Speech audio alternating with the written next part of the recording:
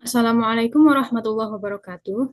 Honorable Professor Yudi Janwardi MPD and Ms. Tazkia Agnia Aulia SPD MPD, as the lecturers of the English for Academic Purpose course, and all my beloved friends. My name is Maya Nairatul Aulia, and I will present an article entitled Measuring the Ability of Poverty Alleviation Programs in Reducing Rural Poverty Levels in Eastern Indonesia, written by Muhammad Arif Prastyadi, Iwayan Suparta, and Asih Murwiati. This article explains how poverty alleviation programs affect rural poverty in Eastern Indonesia, as well as the factors that play the most important role in reducing it. The first is background of the study. This article discusses rural poverty in Eastern Indonesia, especially in East Nusa Tenggara, Maluku, West Papua, and Papua. Although the poverty rate has declined over time, it is still higher than the national average, which shows that poverty alleviation efforts have not worked optimally in this region. The study is important because Eastern Indonesia has abundant natural resources, but many areas still face inequality, low productivity, and limited welfare improvements. Research objective and method. The main purpose of the study is to measure how effective poverty alleviation programs are in reducing rural poverty in Eastern Indonesia. The researchers used secondary data from 2010 until 2022, collected from Statistik Indonesia and the Ministry of Finance.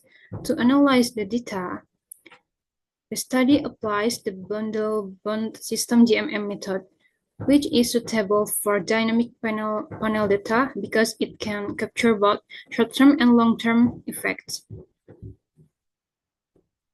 Next, variables used. Poverty alleviation indicators. The study examines 5 variables that represent poverty alleviation programs. Social assistance is proxied by the social protection budget. Education access by average years of schooling, health access by life expectancy, community empowerment by the Human Development Index, and inclusive development by the Gini ratio.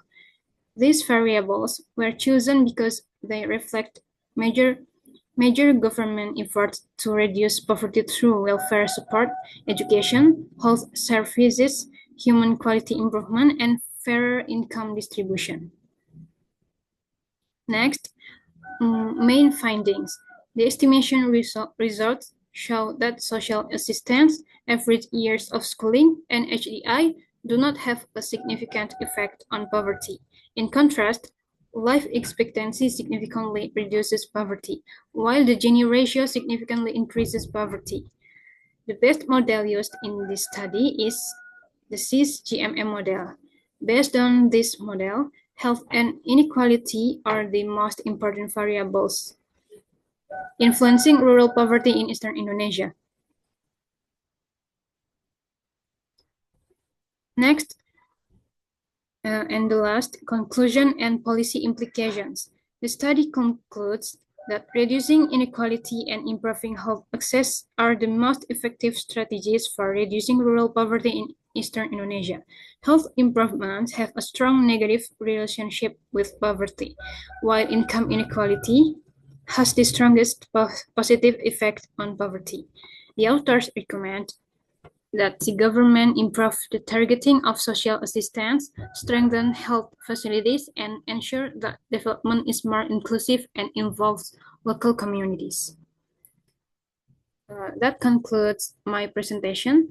The main conclusion of the article is that improving health access and reducing inequality are the most effective strategies for lowering rural poverty in Eastern Indonesia. Thank you for your attention, and I apologize for any shortcomings. Wassalamualaikum warahmatullahi wabarakatuh.